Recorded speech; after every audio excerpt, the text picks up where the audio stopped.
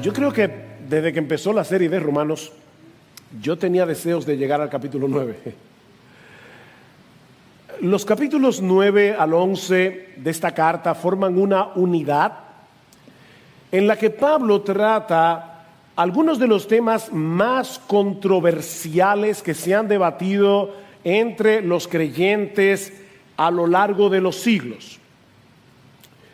¿Cuál es el estatus presente de la nación de Israel debido a su generalizada incredulidad?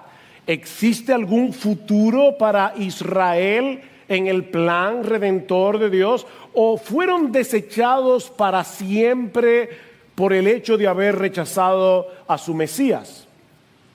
¿Y qué de la doctrina de la elección incondicional?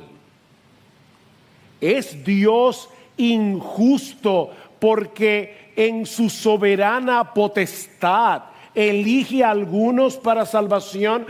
¿Cómo podemos compaginar la soberanía de Dios con la responsabilidad humana si a final de cuentas nadie ha resistido a su voluntad? Dice Pablo en el versículo 19 del capítulo 9.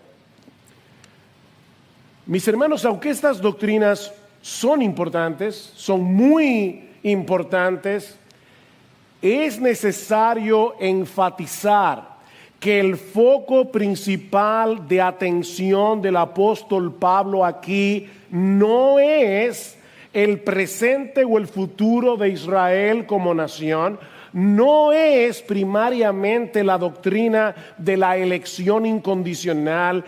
El foco principal de estos capítulos es la fidelidad de Dios a su palabra. Ese es el punto.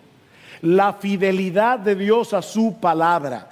Israel era la nación del pacto, la descendencia física de Abraham, a la que se le prometió un Salvador, nuestro Señor Jesucristo. El problema que está en el trasfondo de estos capítulos es que Pablo ha estado exponiendo el evangelio como poder de Dios para salvación, un evangelio que fue prometido primariamente a los judíos. La pregunta es, ¿cómo es posible que Dios haya enviado a su Mesías y el pueblo de Israel lo haya rechazado? ¿No pone esto en juego el poder de Dios para llevar a cabo sus propósitos? Pablo dice en Romanos capítulo 1 versículo 16, no solamente que el evangelio es poder de Dios para salvación a todo aquel que cree, sino que añade a los judíos primeramente. A los judíos primeramente y también al griego. ¿Cómo podemos explicar entonces que durante los días de Pablo la mayoría de los israelitas no creían en Jesús? Y esa sigue siendo la realidad en el día de hoy. Cualquiera pudiera pensar que el plan de Dios fracasó.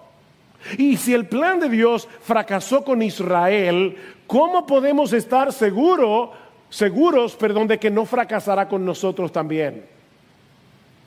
Miren, mis hermanos, si una sola de las promesas de Dios quedara sin cumplimiento, una sola, no tendríamos razones para confiar en ninguna.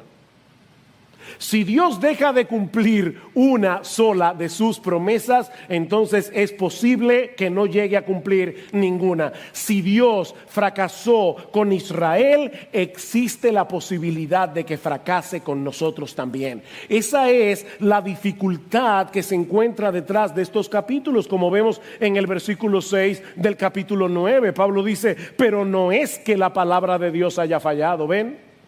Eso es lo que atormenta a Pablo aquí.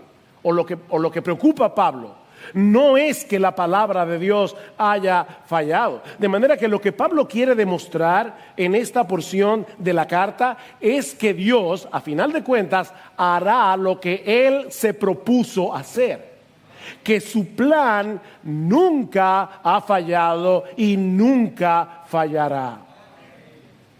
Ahora, antes de hacer esto, antes de demostrar su punto, el apóstol Pablo se toma un momento porque él necesita abrir su corazón delante de sus lectores. y delante de todos nosotros, haciéndonos ver que la incredulidad de Israel no era para él un asunto meramente teórico. Pablo va a escribir acerca de este tema, pero él quiere que nosotros veamos su corazón detrás de su pluma. Él quiere desnudar su corazón. Pablo se sentía profundamente conmovido por causa de la incredulidad de sus parientes según la carne, como les llama en el versículo 3. Y mis hermanos, es con ese mismo espíritu que nosotros debemos pasar a considerar el contenido de esta porción de la carta a los romanos.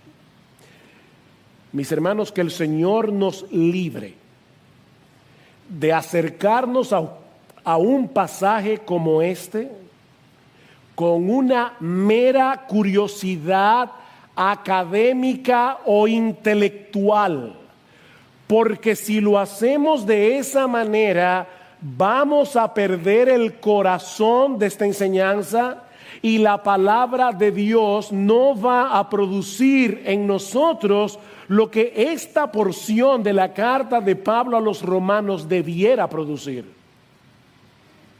Esto no es mera teoría. Hay personas que están queriendo entrar en discusión acerca del asunto de la elección y de los arminianos, los calvinistas, y yo entiendo todo eso, pero ¿saben qué, hermanos? Hay algo más profundo detrás de esta porción de la carta. Hay algo más importante. Y yo creo que la manera como Pablo introduce estos capítulos nos ayuda a ver eso. Hay al menos 3 aspectos de la angustia de Pablo por sus hermanos de raza, por su pueblo, a los que yo quiero llamar su atención en esta mañana. La sinceridad de la angustia de Pablo, la magnitud o profundidad o intensidad de su angustia, y en tercer lugar, la razón de su angustia. Vean una vez más el versículo 1. Digo la verdad en Cristo, no miento, dándome testimonio mi conciencia en el Espíritu Santo de que tengo gran tristeza y continuo dolor en mi corazón. Miren, mis hermanos, es impresionante la manera tan dramática y tan drástica en la que Pablo pasa de la celebración al lamento.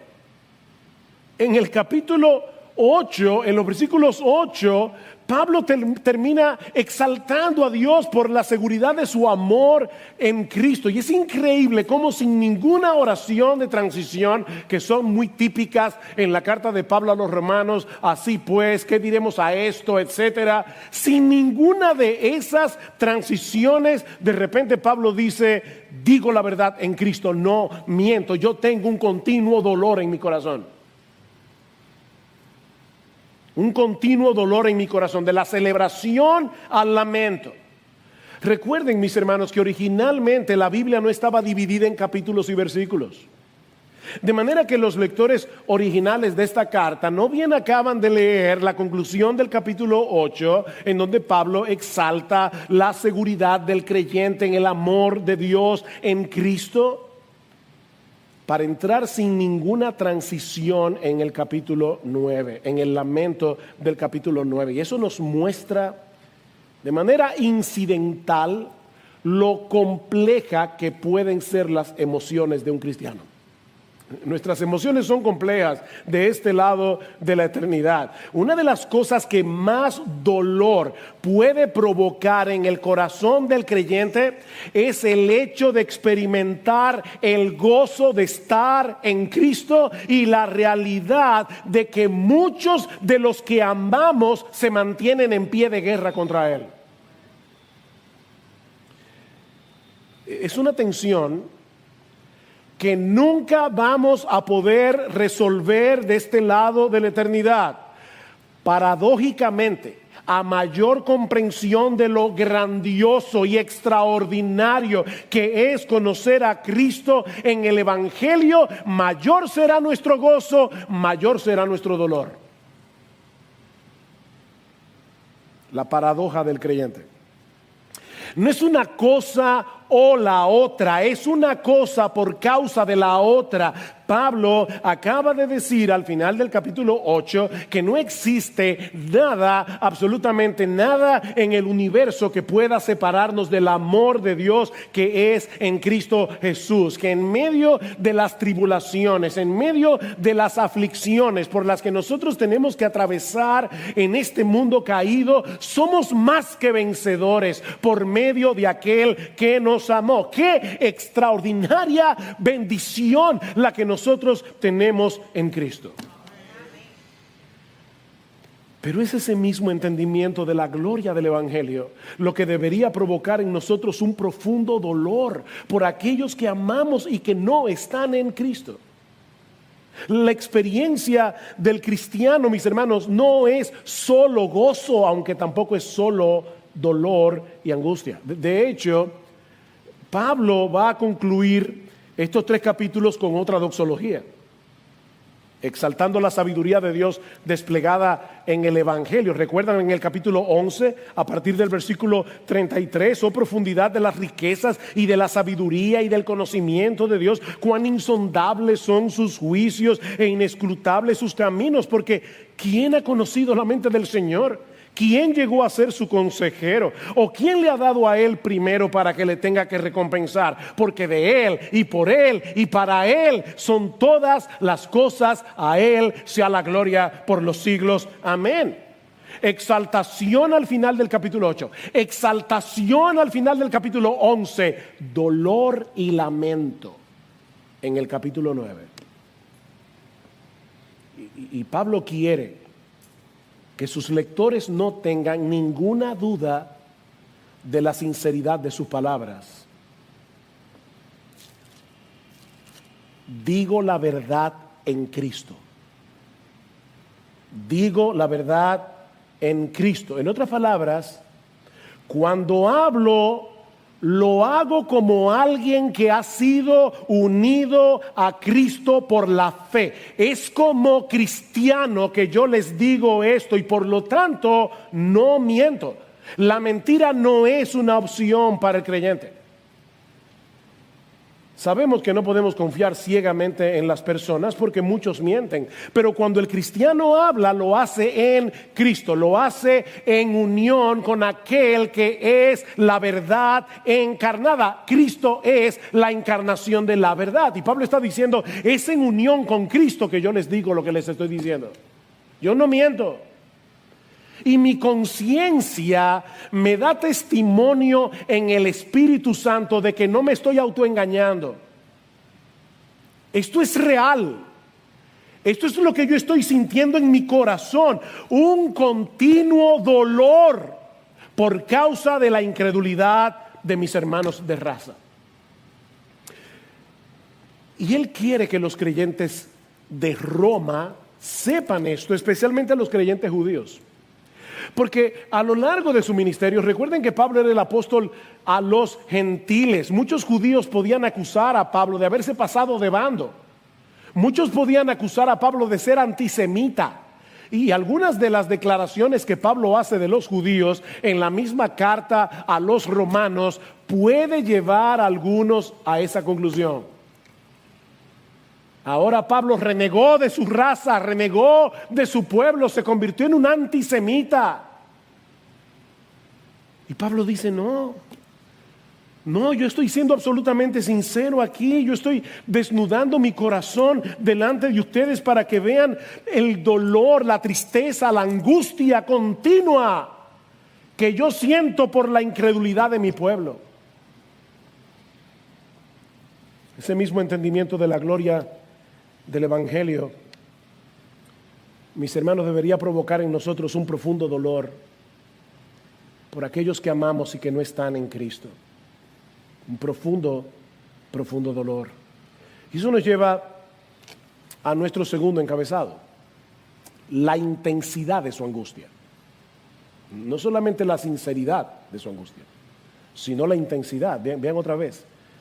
Digo la verdad en Cristo, no miento, dándome testimonio en mi conciencia en el Espíritu Santo de que tengo gran tristeza y continuo dolor en mi corazón.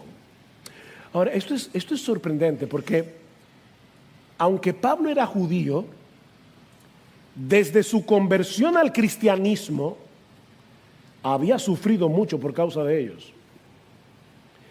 5 veces he recibido de los judíos 39 azotes, dice Pablo en 2 Corintios 11:24. A los judíos no se les permitía darle hasta 40 azotes a un judío. Así que a Pablo le dieron 39 para no violar la ley, para no violar la regla. 39 azotes, 3 veces. 3 veces he sido golpeado con vara. Una vez fui apedreado, y eso por solo mencionar algunas de las cosas que Pablo tuvo que sufrir mientras llevaba el evangelio de Jesucristo a lo largo del mundo greco-romano. Y sin embargo, era por esas mismas personas que Pablo estaba experimentando esta profunda tristeza y ese continuo dolor en su corazón. Por eso es que les decía hace un momento que no debemos abordar este pasaje con una mera curiosidad intelectual. La incredulidad de los judíos no era un asunto teórico para Pablo. Mis hermanos, nosotros debemos pedir al Señor en oración que nos ayude a internalizar lo que implica la perdición de los perdidos. Debemos orar al Señor que el Espíritu Santo nos recuerde continuamente que el infierno es real y que el infierno es eterno. Debemos orar por eso. Debemos orar que el Señor encienda en nosotros un deseo ferviente de orar por los incrédulos y en la medida de las posibilidades de cada uno, procurar que se expongan al Evangelio. ¿Qué dice Pablo en el capítulo 10, hermanos? El deseo de mi corazón y mi oración a Dios por ellos es para su salvación. Ese es el deseo de mi corazón.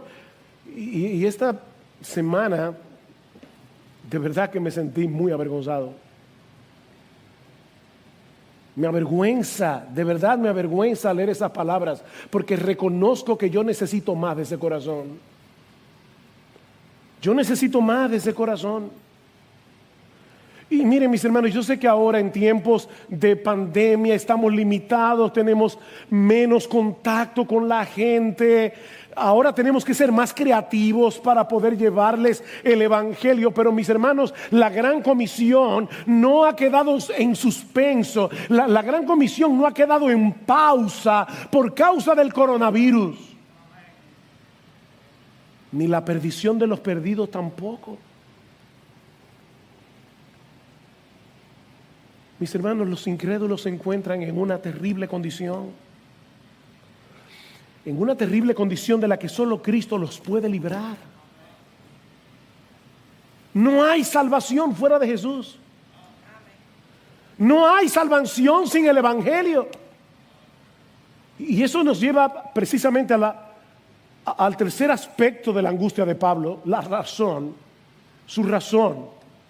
Versículo 3, porque desearía yo mismo ser anatema, separado de Cristo por amor a mis hermanos, mis parientes según la carne.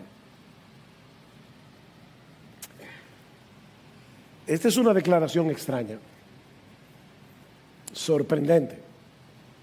Sí, Pablo quiere decir lo que está diciendo, y lo voy a explicar en un momento. Pero antes, yo quiero que ustedes noten la conexión que hace Pablo entre ser anatema y estar separado de Cristo. Estar separado de Cristo es estar bajo la maldición de Dios, que es lo que significa la palabra anatema, dedicado a la destrucción. Debo decir que esta palabra en el Antiguo Testamento a veces se usa en sentido positivo. Anatema puede ser algo dedicado al servicio de Dios. no solo algo negativo. Pero siempre que Pablo usa la palabra anatema, siempre la usa con una connotación negativa. Lo que Pablo está diciendo es: los judíos rechazaron a su Mesías, rechazaron a aquel que voluntariamente tomó nuestra maldición en la cruz, y por eso ahora ellos están bajo maldición. Pablo va a decir en Gálatas capítulo 3 que Cristo nos redimió de la maldición de la ley, hecho por nosotros maldición, porque está escrito: maldito todo el que es colgado en un madero. De manera que solo hay dos alternativas en lo que respecta a la salvación: o estamos en Cristo y bajo la bendición de Dios, o fuera de Él y bajo la maldición divina. No hay una tercera opción. Otra forma de decirlo es que en este mundo solo existen dos clases de personas: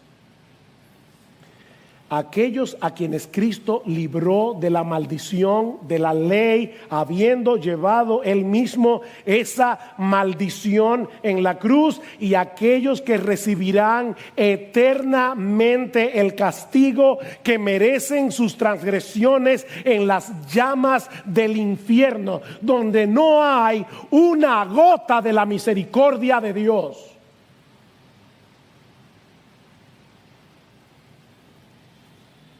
Dos opciones.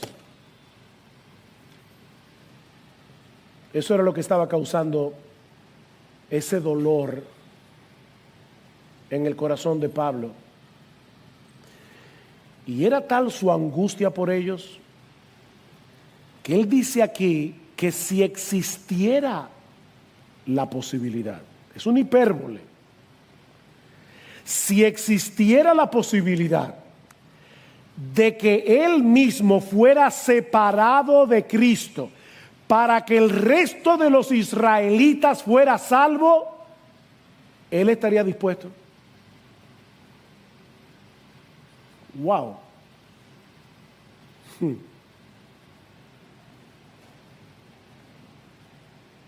Con razón Pablo dijo: imítenme a mí como yo imito a Cristo, porque Cristo sí estuvo dispuesto a ser abandonado por el Padre en la cruz para que nosotros pudiésemos ser salvados. Y Pablo está imitando ese corazón. Y no olviden sus palabras en el versículo 1: verdad digo en Cristo, no miento. Yo no estoy siendo deshonesto aquí, dice Pablo. Pablo en este pasaje se está identificando con Moisés en el Antiguo Testamento. En el capítulo 32 del libro de Éxodo, Moisés llegó a pedirle algo similar a Dios cuando los israelitas pecaron con el becerro de oro. Dice en el versículo 31 que Moisés se volvió al Señor y dijo: ay, este pueblo ha cometido un gran pecado, se ha hecho un Dios de oro, pero ahora, si es tu voluntad, perdona su pecado, y si no, bórrame del libro que has escrito. Señor, castígame a mí con el castigo que ellos merecen, pero libra a tu pueblo. Es lo que Moisés parece estar pidiendo aquí.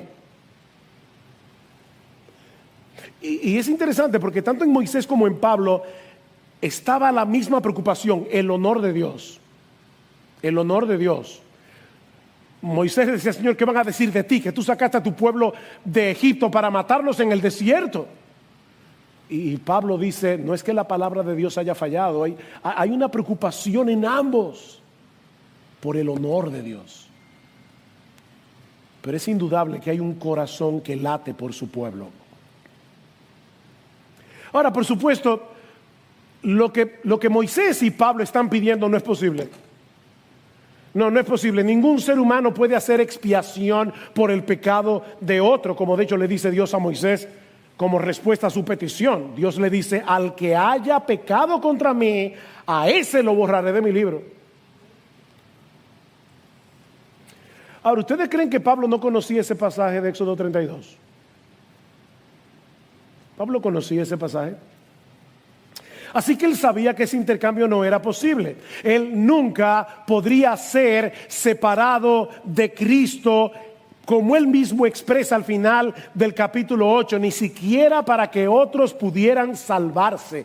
Pero mis hermanos, él está usando aquí un lenguaje hiperbólico para que entendamos la magnitud de su angustia. El hecho de que la mayoría de los israelitas hubieran rechazado a Jesús y se estuvieran encaminando hacia una condenación sin fin era demasiado doloroso para Pablo, sobre todo tomando en cuenta los enormes privilegios que ellos habían disfrutado como nación. Vean el versículo 4. Mis parientes, dice Pablo, que son israelitas, a quienes pertenecen la adopción como hijos y la gloria, los pactos, la promulgación de la ley, el culto y las promesas, de quienes son los patriarcas y de quienes según la carne procede el Cristo, el cual está sobre todas las cosas, Dios bendito por los siglos. Amén. Todos esos privilegios que Pablo menciona en esta lista tienen el propósito de ayudarnos a ver el problema teológico que plantea la incredulidad de Israel. Ellos son israelitas, dice Pablo. Eso es lo sorprendente. Son israelitas, y el significado de esa palabra allí es mucho más que una designación política o nacional. Lo que Pablo está diciendo es que ellos pertenecían a la nación escogida, es que ellos fueron los receptores originales de las promesas de salvación en Cristo. A ellos les pertenece la adopción como hijos, dice Pablo. En otras palabras, en el Antiguo Testamento Dios adoptó a la nación de Israel como se adopta un hijo, como su especial tesoro. Dios le concedió a esta nación privilegios que ninguna otra nación del mundo disfrutó. ¿Recuerdan el mensaje que Dios le envió a Faraón a través de Moisés? Así dice el Señor, Éxodo 4:22. Israel es mi hijo, mi primogénito. Esa fue la nación adoptada.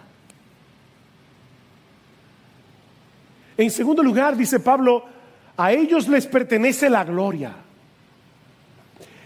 Ellos disfrutaron como ningún otro pueblo el hecho de ser testigos de la presencia esplendorosa de Dios. Dios moraba en medio de su pueblo. Ellos vieron esa gloria. En tercer lugar, a ellos les pertenecen los pactos. Un pacto es una promesa sobre la cual Dios jura, para que por dos cosas inmutables en las cuales es imposible que Dios mienta, tengamos un fortísimo consuelo, dice el autor de la carta a los Hebreos. Una promesa jurada. Y Pablo está diciendo, ¿con qué nación hizo Dios pactos? Aparte del pacto que hizo con Noé, que fue con toda la humanidad. Pero fue con Israel. Todas las bendiciones prometidas por Dios a través de los pactos hechos con Abraham, el pacto hecho con Moisés, el pacto hecho con David, las promesas del pacto nuevo, del nuevo pacto en Jeremías 31, estaban destinadas para ellos. En cuarto lugar, dice Pablo, ellos fueron los que recibieron la promulgación de la ley o la entrega de la ley. Ninguna otra nación del planeta tuvo una experiencia como la de Israel en el monte Sinaí. Dios descendió, le entregó la ley y los 10 mandamientos escritos con su dedo en piedra. Sí, sabemos que la ley no puede salvar, pero ¿saben qué, hermanos? Eso no elimina la bendición que es la ley. La ley es buena si se usa legítimamente, dice Pablo. La ley no era un problema, el problema era el corazón de ellos. Pero era una bendición que Dios le haya dado su ley. En quinto lugar, de ellos era el culto. De ellos era el culto, mientras los paganos estaban perdidos, algunos de ellos entregando sus hijos a Moloch para adorar sus deidades. Dios les describió con todo lujo de detalles cómo Él quería que su pueblo lo adorara, e instituyó un sistema de sacrificios para lidiar con el problema del pecado y para recordarles que viene un Mesías, el Cordero de Dios, que quita el pecado del mundo. ¿Qué nación de la tierra tuvo ese privilegio? En sexto lugar, de ellos eran las promesas. Las promesas, especialmente las promesas contenidas en los pactos y que apuntaban hacia la persona y la obra de nuestro Señor Jesucristo. Ellos eran descendientes de los patriarcas, dice Pablo en séptimo lugar. Abraham, Isaac, Jacob. Hombres con quienes Dios hizo un pacto de pura gracia. Dios escogió al patriarca Abraham para bendecir por medio de él y su descendencia a todas las familias de la tierra. Así que no era cualquier cosa ser descendiente de los patriarcas. En el capítulo 11, cuando Pablo trate con el problema de la salvación de Israel, Pablo va a decir en el versículo 28, en cuanto al evangelio, son enemigos por causa de vosotros, pero en cuanto a la elección de Dios, son amados por causa de los padres. ¿Ven? Los patriarcas.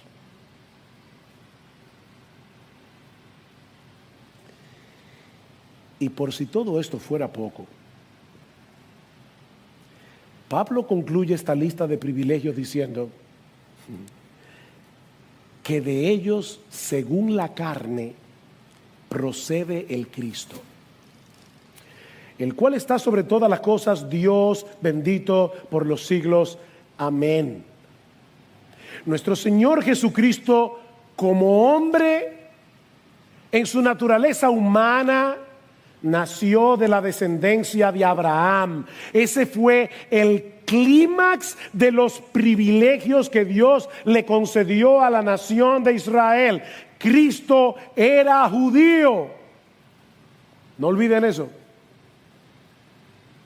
Cristo era judío, descendiente de Abraham. Él, descendiente de Abraham. Mateo 1:1. Libro de la genealogía de Jesucristo, hijo de David, hijo de Abraham. Pero lo más extraordinario del Cristo, dice Pablo, es que no era solo hombre. No era solo hombre.